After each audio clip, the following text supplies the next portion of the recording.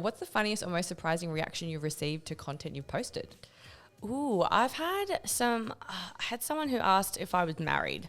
Oh. Which was really interesting. So they're like, oh, I absolutely love your content. And I was like, oh, that's so nice. And they were like, so like, what do you do with yourself? Are you married? I've then had other people who liked or commented on my post and been like, so like, what do you do for work? And I was like, okay, I just, it's in my bio. It's in my LinkedIn history. It's in my post.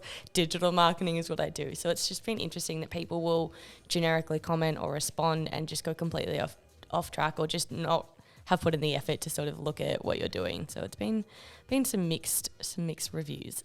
I've had someone say I'd love to lick your feet. But wow. Like comment on my post in public. I'm like, are you serious right now? Oh, I haven't tapped into that side of LinkedIn yet, thankfully. This isn't only feet, guys. This is like a serious networking platform.